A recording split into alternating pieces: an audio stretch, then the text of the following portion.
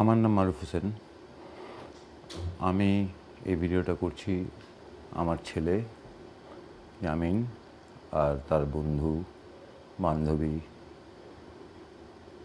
ওর বয়সী যে সমস্ত ছেলেরা আজকে মাঠে আছে তাদের উদ্দেশ্যে কিছু কথা আমার বলার দরকার আমার নিজের তাগিদে। আমি গত 2-3 ঘন্টা ধরে বাংলাদেশের এই মুহূর্তে ঠিক কী চলছে সেটা জানার থেকে নিজেকে কোনোভাবে গুটায় রাখছি, কারণ আমার কিছু কথাটা বলে ফেলাটা দরকার। যতটুকু আমি ধারণা করছি,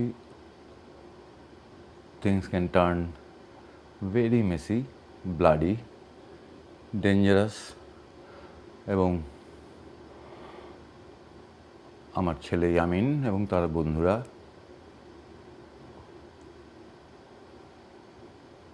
বেঁচে আছে কিনা আমি সেটাও জানি না। কথাগুলো শুরু করি। ইয়ামিনের বয়স যখন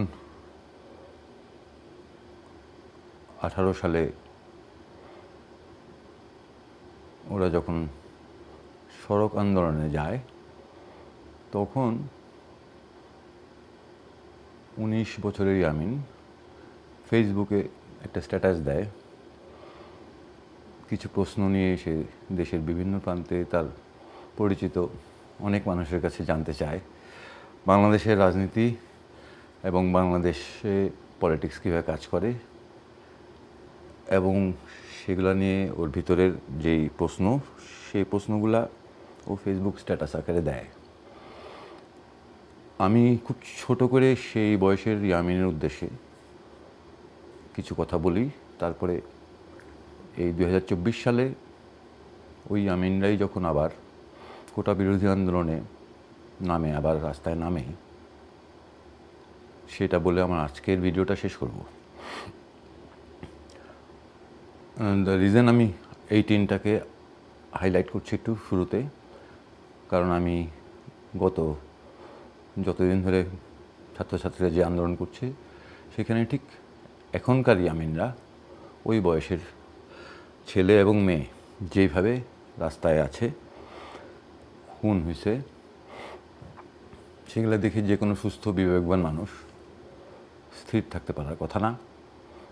আমি প্রবাসী একজন মানুষ, দীর্ঘ 35 বছর ধরে আমি এখন প্রবাসে থাকি, কিন্তু 5 বছর আমি এর মধ্যে দেশে ছিলাম।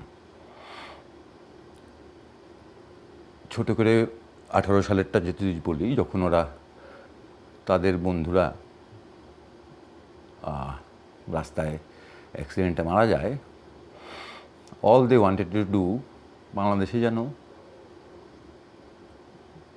সড়কে রাস্তাঘাটে নামে ছেলেরা মারা না যায়, এবং সেটার একটা সুবিচার এবং সেটার একটা সিস্টেমিক চেঞ্জই ওরা চাচ্ছিল। প্রথমে যখন আমি সড়ক আন্দোলন সম্বন্ধে একটু জানার চেষ্টা করি, এবং যখন দেখি যে বাচ্চাগুলা ইয়াং বাচ্চা মানুষের লাইসেন্স চেক করছে, অ্যাম্বুলেন্সের জন্য লেন ঠিক করছে, একটু হাসি আসে যে বাচ্চাগুলো কত সরল। ওরা এটা জানেও না যে এই দেশে যারা লাইসেন্স নিয়ে গাড়ি চালায় তাদের 99% লাইসেন্সই জাল। আমার মনে হয় ওরা খুব দ্রুত এটা রিয়ালাইজ করে। তারপরে সেই আন্দোলনের 3 দিনের মাথায় আমার যতটুকু এখন স্মরণে আছে, ওরা রাস্তায় একটা স্লোগান লেখে যখন পুলিশ তাদের উপরে বিপুল বিক্রমে হামলা করে, এবং একটা স্লোগান লেখে, সেই স্লোগানটা ছিল পুলিশ কোন চ্যাটের বাল। সত্যি কথা বলতে, বাংলাদেশে জন্ম নেওয়া, স্বাধীনতার সময় আমার বয়স ছিল 4। এরশাদ বিরোধী আন্দোলনে 80-র দশকে আমি রাস্তায় থাকতাম নিজের তাগিদে, ওই বয়সের ছেলে হিসাবে। আমি ওই গল্পে এখন না যেটাতে ফোকাস করতে চাচ্ছি, যে ওই দেশেরই কিছু ছেলে পেলে, তরুণ কিশোরী, এরা পুলিশ কোন চ্যাটের বাল এই কথাটাতে চলে আসতে পারে 3 থেকে 4 দিনের মধ্যে, এবং আমাকে আরও সারপ্রাইজ করে দিয়ে খুব দ্রুত আরও 3 কি 4 দিনের মধ্যেই ওরা রাস্তায় নামে উই ওয়ান্ট জাস্টিস এই প্ল্যাকার্ডটা হাতে ধরে। বিশ্বাস করানো খুব মুশকিল। আমি আমার জীবনে কখনো এতটা উদ্বেলিত আসলে কখনো আবেগে আমি হই নাই, যে একটা জেনারেশনের বাচ্চারা কতটা ম্যাচিউরড এবং কতটা innocent. Innocence and maturity at the same time আমি ঠিক ধরতে পারছিলাম না এটা কিভাবে সেটা ম্যাচ করলো এত দ্রুত। এবং তারপর ওই বাচ্চাদের সাথে এই খুনি হাসিনার রেজিম সেই সময় যা করে এটা আমরা জানি। এবং আমি খুব বেশি অবাক হইনি যখন ওই বাচ্চাদের বাবা মাও তাদের সাথে বিট্রে করে, সকল মধ্যবিত্ত শিক্ষিত সমাজ বিট্রে করে এবং পুরো দেশে ওদের সাথে বিট্রে করে। অ্যাজ ইউজুয়াল আমি ওই সিদ্ধান্তেই আসি, এই দেশে আসলে আর কখনোই কিছু হবে না। এবং সেইভাবেই আমরা এই বিদেশে অনেকে যারা রাজনীতি সচেতন তারা জীবন কাটাই। সময় পেলেই সুযোগ আসলেই আমি এখনও অবশ্য কয়েকটা জিনিস দৃঢ়ভাবে বিশ্বাস করি, সেটাতে আমরা না যাই কি আমি বিশ্বাস করি। তো ওই জেনারেশনের ছেলেরাই যখন আবার দেখলাম আমি এই জুলাই মাসে কোটার জন্য আন্দোলন করে, যেটা আমি ব্যক্তিগতভাবে খুব একটা সুবিধার কিছু বলে মনে করি না। কারণ কোটাটা বরাদ্দ হয় আসলে সরকারি চাকরিতে, এবং সরকারি চাকরির থেকে কি আসে সেটা আমার মনে হয় বাংলাদেশের মানুষ খুব ভালোভাবে জানে। সেই ব্যাখ্যাতেও আমি এখনও যাচ্ছি না। তো আমি অ্যাজ ইউজুয়াল আবার একটু পিসড অফ ছিলাম শুরুর দিকে, ওই ছেলেগুলাই এখন বড় হয়ে কোটায় চাকরি চাচ্ছে। কিন্তু খুব অবাক হয়ে দেখলাম ওদের ইনোসেন্স এখনও যায় নাই। ওরা সিরিয়াসলি মনে করছিল 30% কোটা মুক্তিযোদ্ধাদের এবং তার বংশধরদের জন্য রাখাটা অবিচার, এবং সেটাকে তারা বদলাতে যাচ্ছিল। আবারও দেখলাম ওরা ঠিক ওই জায়গাটায় শুরুতে আমি অ্যাটলিস্ট কাউকে দেখি নাই বলতে বা বুঝতে, এই যে মুক্তিযোদ্ধার সার্টিফিকেট যেটা বিলি করা হয়েছে তার 99% জাল। কিন্তু বেচারারা আবারও সেই ইনোসেন্ট মনে ওই জাল সার্টিফিকেটধারীদেরকেই সত্যি ভেবে ওই 30% অন্যায় ভেবে ওই 30%-এর সংখ্যাটা কমাতে তার যৌক্তিক দাবি দেওয়া নিয়ে তারা রাস্তায় থাকে। অ্যাজ ইউজুয়াল খুনি হাসিনা রেজিম তাদের সাথে তার চরিত্র অনুযায়ী কাজ শুরু করে।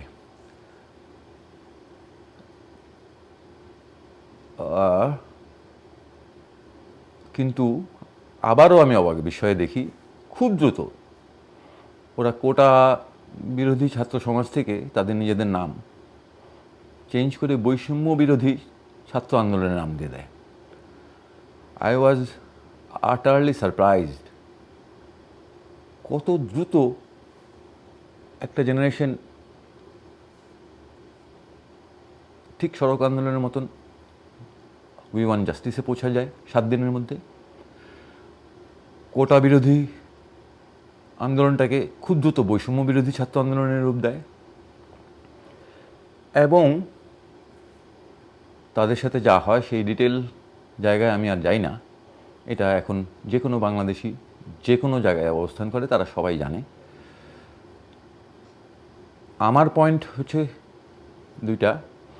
এই যে ছেলেগুলা বৈষম্য বিরোধী আন্দোলনের কথা বলতে পারলো, এবং আজকে থেকে খুব সম্ভবত 3 দিন আগে তারা একটা কর্মসূচি দেয় মার্চ ফর জাস্টিস, ওই জায়গাটা আবার তারা চলে আসলো।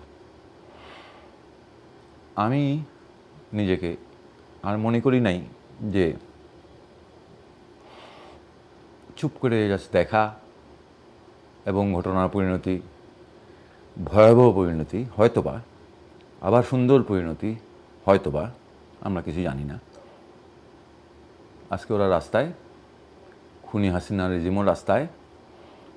আমি ঠিক জানি না এই মুহূর্তে কী ঘটছে বাংলাদেশে। 2018 সালে ইয়ামিন যেই স্ট্যাটাসটা দেয় সেটার সবচেয়ে ইম্পর্টেন্ট জায়গাটায় আমি একটু চলে আসি। ও লেখে, were we causing that much trouble. হ্যাঁ ইয়ামিন, তোমরা ট্রাবল দিচ্ছিলা, কারণ বাংলাদেশ কোনো এক অদ্ভুতভাবে আমাদের দেশের শিক্ষিত মধ্যবিত্ত এলিট অ্যান্ড প্রিভিলেজ শ্রেণী সার্কাস্টিকলি দুইভাবেই কথাটা, they manage to live in a country যেখানে তাদের সিস্টেমেটিক্যালি যত রকমের অন্যায়, যত রকমের বৈষম্য, যত রকমের অবিচারকে স্বাভাবিকভাবে যেন মানুষ মেনে নেয় এবং মেনে নিতে বাধ্য হয়, শাসক গোষ্ঠী সেই প্র্যাকটিসটা প্রেসাইসলি আমি বলছি 2009 সালের বিডিআর বিদ্রোহ থেকে এই 2024 সালের আজকে পর্যন্ত এই regime was conducted, planned, orchestrated by RAW. And that bloody thing happened in BDR হত্যাকাণ্ডে। সেই সময় আমি দেশে ছিলাম। আমি এখন সেটার কোনো রেফারেন্স দিতে রাজি না। বিশ্বাস অবিশ্বাস সম্পূর্ণ তোমাদের উপর। আমি জানি, দৃঢ়ভাবে বিশ্বাস করি ঘটনাটা কারা ঘটায়, এবং এই রেজিম আজকে এই দেশের মানুষের উপরেই, এই দেশের ছেলেদের উপরেই সাইকোপ্যাথিকভাবে, সোশিওপ্যাথিকভাবে যেই খুন, যেই রক্তপাত ওরা করছে, আমার মনে হয় না ফেসবুকের স্ট্যাটাস প্রোফাইল পিকচার লাল করলে, মোমবাতি জ্বালালে এই অশুভ শক্তিকে বিদায় করা সম্ভব। আমি এটা বিশ্বাস করি না। কেন করি না সেটা আবারও লম্বা তর্ক, লম্বা কথা। আমি শুধু এখনকার ইয়ামিনের, আজকে ওর সাথে আমার কথা হয়েছে, ও আমাকে একটা দীর্ঘ চিঠি লেখে, সেখান থেকে একটা দুইটা পয়েন্ট বলেই আমি কথা আজকের মতন শেষ করব। কিন্তু বেঁচে থাকলে আমি মারুফ হোসেন, যদি তোমরা চাও আমার কিছু বক্তব্য, আমার কিছু মতামত, আমার কিছু রাজনৈতিক চিন্তাধারা আমি তোমাদের সাথে শেয়ার করতে চাই, সুযোগ থাকলে আমি সেটা করব। ইয়ামিন আজকে লিখছে, what did I actually learn? People don't seem to care unless and until they are actually affected, so I feel BD people lack empathy big time. You are right. বাংলাদেশে সকল মানুষ বলছি না, বলার কোনো কারণ নাই, কারণ আমরা ওর মধ্যেই দেখেছি বেশ যেই জেনারেশন বাসায় বসেছিল সড়ক আন্দোলনের সময়, সেই জেনারেশনের বাবা মা, হুইচ ইজ মাই জেনারেশন, তারা এবার রাস্তায় আসে। বাংলাদেশের সাধারণ জনগণ, রিক্সাওয়ালা, শ্রমিক, গার্মেন্টস শ্রমিক, আরও মানুষ কি বিপুলভাবে, কি ভয়ঙ্করভাবে তারাও এই আন্দোলনে সামিল, এটা আমরা সবাই জানি। কিন্তু once again empathy big time lack করি আমরা। এই মিনিমাম স্বীকারোক্তিটুকু ইয়ামিনের সাথে আমি করছি, এবং আবারও আমি পয়েন্ট আউট করি, এই দোষের দায়ী হচ্ছে শিক্ষিত সো-কল্ড মধ্যবিত্ত, উচ্চবিত্ত, এলিট অ্যান্ড প্রিভিলেজ ক্লাস। বাংলাদেশের আজকের যত দুর্দশা, সেটা শুধু হাসিনা রেজিমের জন্য নয়, সেটা এই ক্লাসটার জন্য। এইগুলো ব্যাখ্যা করে বলার সুযোগ হয়তো আমি পাবো। দ্রুত চলে যাই ইয়ামিনের সেকেন্ড পয়েন্টটায়। কিন্তু যখন আমরা মার্চ করি একসাথে, প্রোটেস্ট করি একসাথে, the feeling and love being together as one was very patriotic. হ্যাঁ, কথাটা সত্যি। রাস্তায় জনপদে মানুষের সাথে থাকলে এবং যখন মানুষ জাগে তখন আসলে সমাজ জাগে, রাষ্ট্র দুর্বল হয়। প্লিজ নোট করো, সমাজ শক্তিশালী হলে রাষ্ট্র দুর্বল হয় এবং রাষ্ট্রকে দুর্বল করাই যে কোনো সমাজের আলটিমেট লক্ষ্য হওয়া উচিত। কারণ রাষ্ট্র একটা যন্ত্র এবং যন্ত্র কখনো মানবিক হয় না, এই বিশ্বাস আমার আছে। এই বিষয়েও যদি কথা বলতে হয় আমি ভবিষ্যতে বলবো। 3 নম্বর পয়েন্টেও বলে বাংলাদেশের, যেটা 18 সালেও সে বলেছিল, এখনও সে মনে করে বাংলাদেশের ক্ষমতার রাজনীতিতে দুই রাজনৈতিক দলের যেই টানাপোড়েন, ওরা কীভাবে মিস করে বিগার পিকচার দেখতে। সরি, আমি এটা নিয়ে আর আজকে বেশি কিছু বলবো না, বিকজ ওই দুই পলিটিক্যাল পার্টির মধ্যে চরিত্রগত তেমন কোনো পার্থক্য নাই, শুধু খুন করার দক্ষতার দিক থেকে বিএনপি ওয়ে ফার বিহাইন্ড দেন আওয়ামী লীগ। কেন, সেটা ব্যাখ্যার জন্য আবার লম্বা সময়ের প্রয়োজন, আপাতত এই নিয়ে আর কথা বলছি না।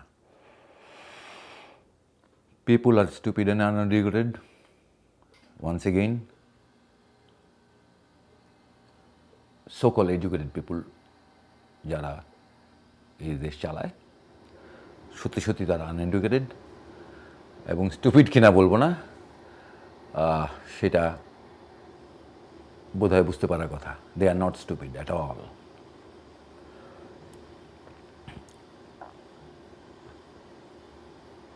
আর কথা বেশি বাড়াই না। আমি যদি বেঁচে থাকি, তোমরা যদি বেঁচে থাকো, আমরা যদি সত্যি সত্যি ওরকম একটা দেশ চাই, এই খুনি হাসিনা রেজিমের সাথে অল আউট ফাইট করা ছাড়া আমি কোনো রাস্তা দেখি না। এবং সেই ফাইটটা ব্লাডি হবে। আমি অনেক দূরে নিরাপদে বসবাস করি, I wish I could be there, কিন্তু আমি একই সাথে এটাও বিশ্বাস করি বর্তমান বিশ্বে যে যেখানেই থাকুক, fight can be done together. I hope খুব খারাপ কিছু না ঘটায়। ধন্যবাদ, পরে আবার কথা হবে।